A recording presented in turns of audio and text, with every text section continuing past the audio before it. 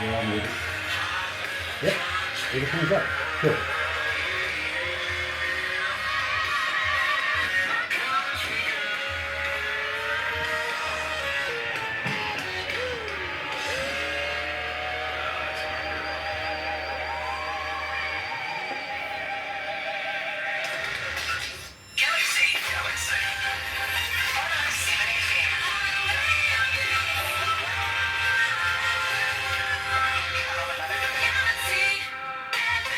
That's right, you're right here at Galaxy 107 FM, and I know I'm an hour late, but I have a good excuse. You see, we're talking to an Australian, and they are luckily in the same hemisphere as us, and pretty much the same time zone, only about 3, maybe 4 hours behind us.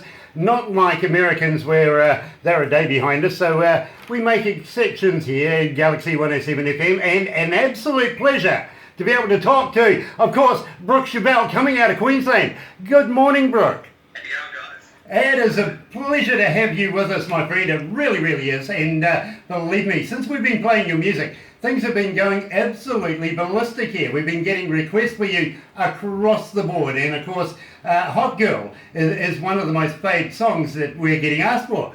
So tell me all about it. How did you come to the lyrics of Hot Country Girl? Hot Country Girl actually wrote about 15 years ago, and I was writing. I wasn't really doing country stuff at the time. I was trying to write an old school rap song. I was trying to write like a funky comedina type thing, and it just had it sitting there for about a really long time. And then I was writing songs for the new album that I'll eventually do. And I was like, I wonder if I could, country that song up and make it what it is now. And that's exactly what I did. So I just changed probably, I don't know, maybe 4 or 5 lines in the whole song, and there you've got it. Well, it works. It absolutely works. And believe me, by going by the stats, and our people here say, hey, listen, Grant, I'm so pleased that is a country song, because it absolutely works for us here at Galaxy. Not saying that we're a country station at all in any way, shape or form, but we do play our share, that's for sure. Also, nice to know that a good old country boy like yourself and a good old GC boy like yourself out of Australia can fit into the market that we play with.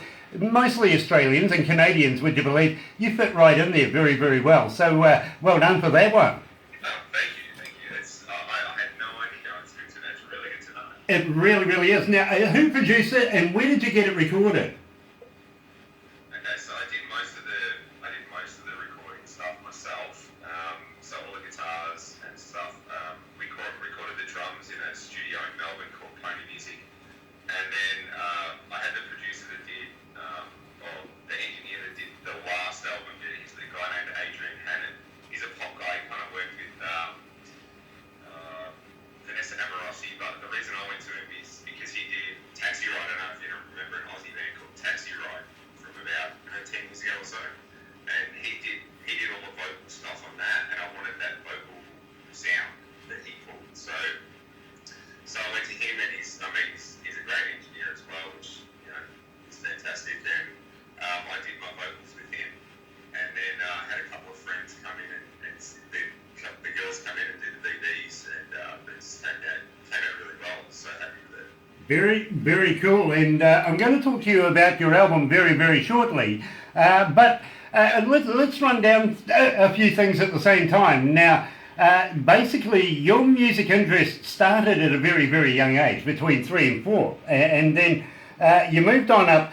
Your first song that you wrote was between the ages of 7 and 8 years of age.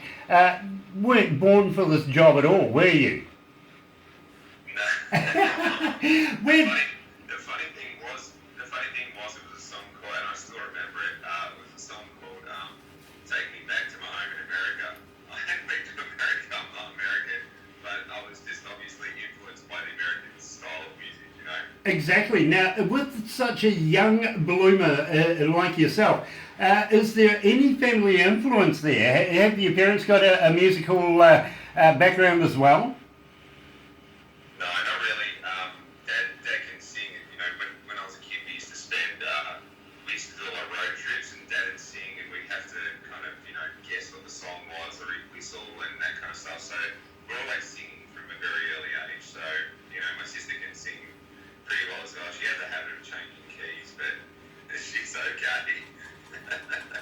you saying that. I get that, I really, really do. At the same time, you started playing keyboards between the ages of 12 and 13 years of age.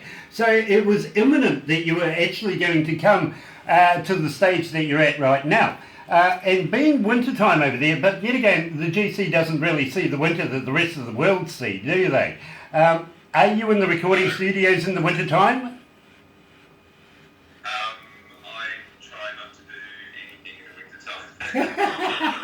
So I moved to the Gold Coast because I don't like the cold. I'm originally from Melbourne. I moved up from Melbourne about 3 years ago, and I couldn't do another winter. I just hated having cold fingers and toes, and now I don't really anymore. So you'd be surprised how many Americans are actually saying that to me these days, because of course they're smack in the middle of winter right now. In fact, one of them sent me a pic of a snow shovel, a broken snow shovel, and I went, what is it? I couldn't pick it because we don't actually get snow here in the where we are here in the Bay of Plenty either. So we didn't know what the heck it was. He had to literally tell me, you know, it is a snow shovel. It's something we move snow with. And I says, well, you know, what's snow? Because at the best of times here we might get down to 0 degrees. That's the worst we get. We don't actually get snow where we are. So we're quite happily lucky about that. But yet again, you know, Dunedin down the bottom of the South Island, they get hammered all the time. And of course the farmers down there are always complaining. So, you know, you can understand that, can't you? I understand why you went to the GC. That's exactly why I went to the GC. I mean, a lot of my mates in the country music scene get in Nashville, you know, December, January and stuff. I'm like, why would you possibly want to go there? It's minus 17. Go in summer, it's 35. Exactly. And I'll tell you what, if you are thinking of going to Nashville, keep in touch with the famous Barbara that we have here. We can give you the contacts that will absolutely help you. They really, really are. And keep in mind, a fellow's name by the name of Steve Baker. Believe me, he is a legend for all the indie artists and all the country singing artists in, of course, Nashville. And of course, it's Music City, isn't it? So it is the place to be. Yeah. I've been there once before. I went for 7 weeks a couple of years ago, and it was, I mean, I could easily live there, easily. It's just, it's kind of, everybody's really, you walk down the street, people just say hello to you. And then when you say hello, like making an Aussie accent, they're like, oh my God, where are you from? And I say Australia, and they just, whether they want to have a chat there, for sure. Exactly. So it's pretty cool, and I would guess it'd be the same for New Zealanders as well.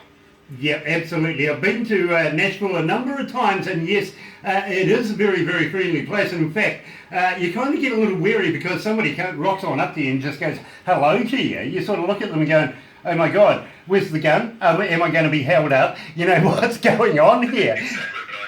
You know, you never trust a smiling American when they come up and say hello to you. It's either they want something or you what. Well, I mean, when I first got to the States, I was in LA for about 5 days to recover from my jet lag.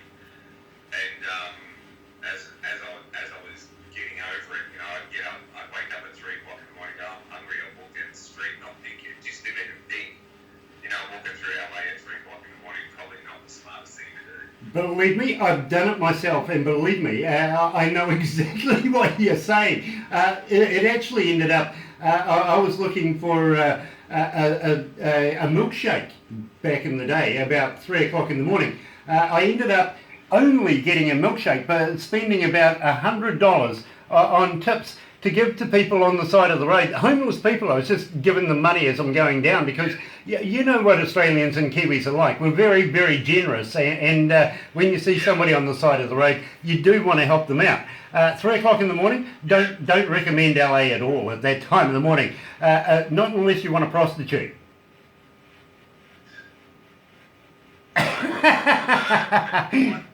But the IHOP was open, so I went to IHOP. I didn't realise that IHOP stood for International House of Pancake Stove. I was like, why is there so many pancakes on the menu? That's like Hooters, isn't it?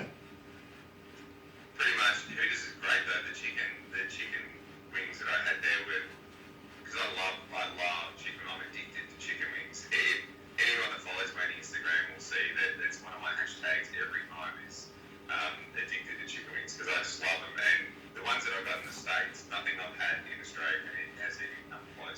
Well, you know, I am so pleased you mentioned Instagram because when we play people's songs and everything like that, we also ask our audience or our fans to be able to email us with a few questions because we let them know that we're going to be doing interviews with our artists. And one of the questions, and believe me, I think this is relatively important, my friend, is are you on Instagram? Are you on Facebook? Are you on Twitter? And can our fans get hold of you that way? Do you respond? All of the above. Twitter, not so much. I mean, I'm on Twitter, but I very, very rarely use it. But Instagram, I'm on daily. Facebook, I'm on daily as well. But I'm probably on Instagram more than anything these days. Get that. I really, really do. Facebook is great. Facebook's great, but and I'm on that quite a lot as well. So either one really. Yeah, not Twitter so much. I'm not a big fan of Twitter. Fair enough too. Okay, I've got a young lady now. She comes out of Cairns, Australia, and she listens to every single interview that I've ever done, to be quite honest with you. And she only texts me one question and one question only, and believe me, she's come up again. Brooke, what's your marital status? Single. There you go. You see, quite frankly, and I'm sure of this, that she's looking for a new husband, to be quite honest with you. But I keep telling her that if she's going to get me to ask this question, she's got to come at least with a brewery and a boat. Yes, well, exactly. Yeah, exactly. And New Zealand and Australia understand that. Unfortunately, the Americans don't quite get it. But at the same time, it is always nice to be able to know that the fans are out there listening to you right now. At the same time, I want to talk to you and literally, let's stay in. I want to know all about it because literally we're getting a big sensation from the song. How did you come to the lyrics of Let's Stay In? Let's Stay In is a song about, it was something I was going through at the time really. It's, for me, it was the end of a relationship and we're trying to make it work. We're trying everything we possibly could to make, things, stay together because we had a long history together and it just, people, I always ask the kids, do you reckon they stay together? Because the song couldn't work either way. But in my case, it didn't work. But that's what the song's about. It's about, the world gets so busy and, you can grow apart. And, sometimes you just need to, turn everything off and just spend some time together. And that's basically what the song's about. And when I initially wrote the song, I wrote it by myself initially. I wrote the whole song myself, and I gave it to a friend of mine who I've written a lot of my stuff with. And at the second verse, he said, "You can't sing that. It's just too sloppy. It's too much bullshit." I'm like, okay, because I have a habit of doing that. And I said to him, "Well, what do you got?" And he gave me two little lines, which are they're my favourite lines. He has a habit of doing that. He'll send me these 2 lines of gold. I'll be like, I hate you, because they're always so good. It's always nice to have a co-writer sometimes and somebody to bounce off as well. So without further ado, right here at Galaxy 107 FM, here's Brook Chivell and the Brook Chivell Band. Let's stay in.